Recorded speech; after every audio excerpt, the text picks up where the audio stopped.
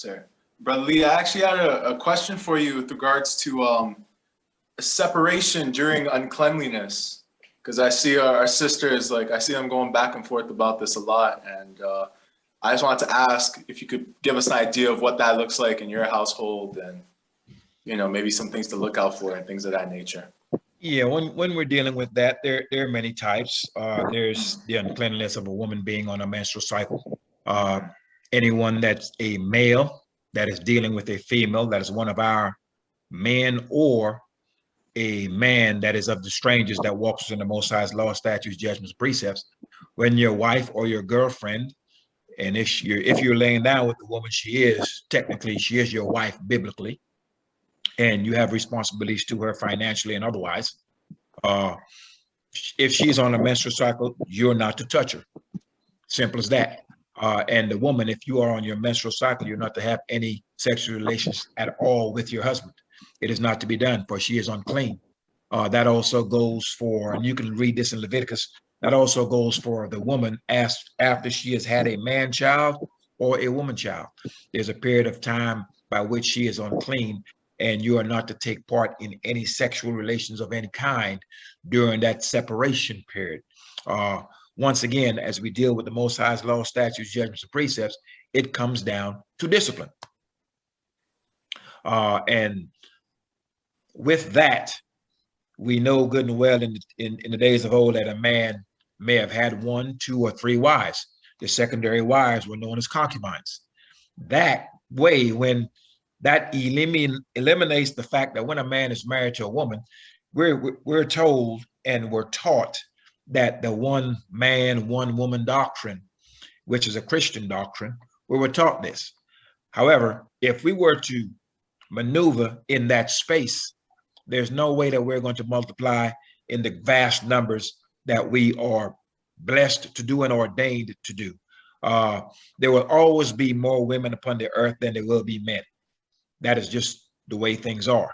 And that is for that specific reason, that a man may take more than one wife, or when one is unclean, the other one may be able to cook and do other things to help support his other wife or his other children and things of the like. Many people may not agree with that, but if we look into the text and we look at the scrolls, we see where the men of Israel, our patriarchs, had more than one wife. They were known as concubines.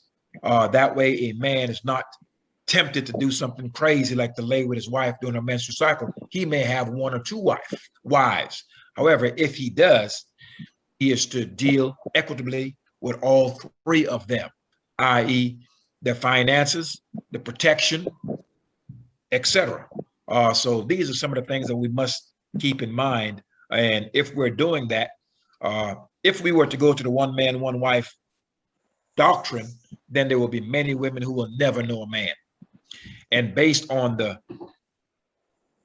current circumstances of the nations in which we dwell, we know there are many men who are married who are laying down with what's referred to as a side piece or the side chick. Okay. And to elaborate on that is that there are just not enough men to go around. There will always be more women on the earth than men because they bear the babies. If we have 1 man and 10 women, we can have 10 babies that year. If we have 10 men and 1 woman, we can have 1 baby that year. And that's just the way things have been designed. So our women continue to strive and have contention with each other. And what the men of Israel need to do is to be upfront and let the women know exactly that we are allowed to have more than 1 wife. However, he is going to be accountable to them. He will not just lay down with the women of Zion, run through them, and pollute them. These things are not permitted. So these are things that we are to consider when it pertains to our women and how we treat them and how they treat us. Because many people are incorrectly thinking that if a man lies down with a woman and he's a married man, that somehow he has committed adultery. Because many have not gone into the law to read exactly what adultery is. Adultery is when a married woman lays down with a man, whether he's married or not. If you lay down with another man's wife, that's adultery all day long. But if a married man lays down with a woman that's not betrothed, she's not engaged, she's not married, that is not adultery. However, when he does lay down with her, she is his wife and he is responsible for her. And our men need to understand that they're not to spread their seed. They're not to pollute our women by just running through them. And once they lay down with a woman, that they are to be committed to her all of her days. And that's my response to that, Brother Prince. Yeah, thanks for elaborating, brother, because I just saw them going back and forth, and there were scenarios that were kind of expanded upon that one would not readily think of. Like single mothers were in the comment section saying, okay, yes, but during, you know, my time of separation, I still have to cook for my children and whatnot. So I was like, that is an interesting take, because indeed mothers who are, you know, left alone to rear their children solo, I would imagine that the Most High would understand their situation and, you know, kind of give them a pass, so to speak, when it comes to that. I saw some of our sisters completely separated themselves, like physically distance themselves and isolated in a separate room and whatnot. So I just I came across that, and I thought it'd be a good question to ask you, and just, you know, kind of find out how that's practiced in your household and whatnot. So it is, but here you're welcome. Here's some things to think about as well. A lot of I had a gentleman that asked me one time that if it was clean for his wife to breastfeed the baby during the time of a menstrual or whatever the case may be, or during the time of separation. There are some things that's unavoidable. Now, with that second wife, a lot of times the cooking and things like that, when the woman is unclean, that second wife can cook and provide the food and give the other wife rest, help her with the children and things like that. Once we return back onto the way things were at the first, i.e. that being a small example of that, then we will not have the contention of the child of dragging one of our men to the child support courts, because the woman will lay down with the man knowing exactly. There's no need for a man to kind of lie to a woman, creep behind her back. It will cut out so many different things. It will cut out the fatherless homes. It will certainly cut out the sexual transmitted diseases, which for the past 6 years in America has been on the rise. So the only time we're going to see things such as STDs and these contention with women dragging a man to child support court because he's refusing to take care of his own children, his own seed, is when we have people who are walking in opposition to the Most High's law, will not adhere to it. So we're going to see here in the time to come that right now we are physically attracted to a woman based on what we see, her figure and things of the like. There is coming a time when beauty and attraction, fine, is going to be righteousness. Because if you are unrighteous, your seed is not going to be allowed to flourish on the earth anyway. The Most High is going to remove you. And so with that understanding, we're going to be attracted by those who will walk in the law, and we will be attracted to their righteousness rather than their appearance. Sir, well said, brother. I say a little bit about that. When I used to be a part of a group in Dimona, I was with them for a few years, and I remember when my youngest son was born, Yisrrael, that was about 12 years ago. They had one of the sisters come to our home and just kind of did everything, you know, while my wife was, you know, put away, you know, because she just gave birth. So she came and cooked the meals and everything. You know, the only thing my wife took care of was breastfeeding, you know, but that's the way it's practiced in with the Dimona. If you're on your cycle, you're unclean. What the sisters do, there's a way they signal you.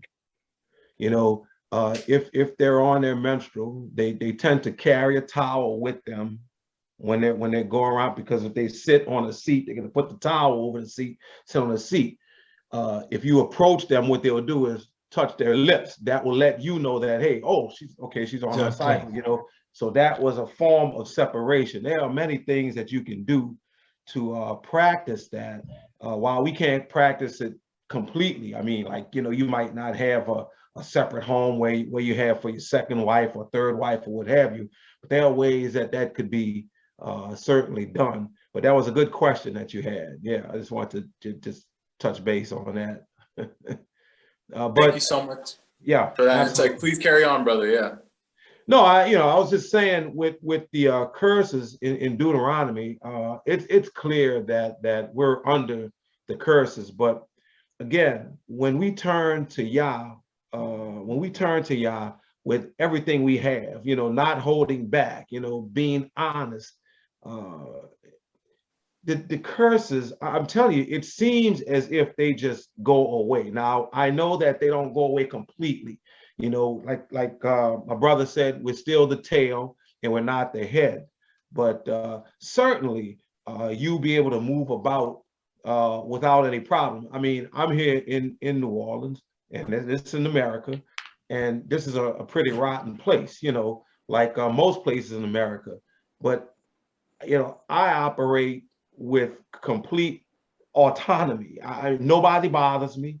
They'll see me coming. If I'm in my culture, they really, oh, okay, stay away from that guy. We don't have that problem. Why? It's not it's because we serve Yah. Yah will make your path straight. He'll clear the road for you. So you don't have all those problems, even with wearing masks and all these things. Yeah, if a store, I mean, they pretty much did away with the mask now. You pretty much go in any place without it now. But even when they were enforcing the mask rule, there was stores that they required a mask. I just had a little bandana. I throw my little bandana on, and half the time I didn't even have my nose covered, so I could breathe, and no one bothers you, because you're showing that you're complying, So it's just like they say, wherever you go, I don't care where it is, the curse is going to follow you.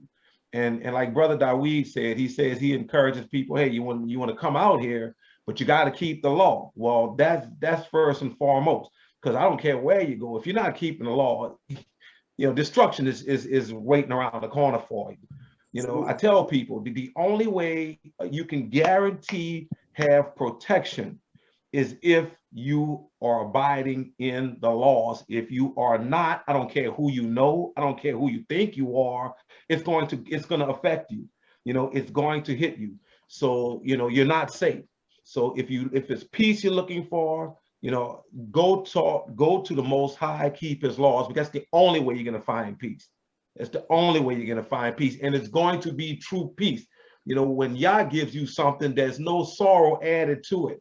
So you don't have to worry about, well, what about this? Look, we operate our business, we do what we do, and we just gonna keep on doing it because we know we put Yah before us everywhere you go. So I just wanted to say that, I'm enjoying the conversation so far. I'm enjoying the input from everyone. Yeah. Thanks, Brother Benaiah. It's really cool getting your insight from Dimona, because I actually wanted to go there myself. Because I thought to myself, if there was a community in the world, at least from what I watched on YouTube, that was practicing the law of our people to the fullest of their ability, it would have to be there, just based on my limited knowledge. But just asking, why did you leave? Why didn't you just end up residing there for the long haul? I'm gonna tell you, it looks good from the outside, but on the on the inside, once you've been on the inside, you find out they're really not look. I know outwardly they look like they're about Yah, but they're not. They're off, and they really are. I mean, I was with them from 2008 to 2011, and they mention Yah. They talk a good game, but no. I've been to Dimona. I've been there too. I've been in 2009. I was there in 2009. It's I'm afraid, my brother, you're spot on. You're spot on. All that glitters in Dimona is not gold. Yeah. The idol is still strong in Dimona. Yeah. Uh-oh, we lost him. Boston. He was Yeah. about to out him, and then they just. He's frozen. While he's getting situated, I just want to, I'm a witness to that. I was in Dimona, my time in Israel. And I actually I was blessed. I was fortunate to talk to people, elders, who are no longer with the community. I stayed in Mishpe Ramon for a few months, for about a month, and then I stayed in Arad for a few months.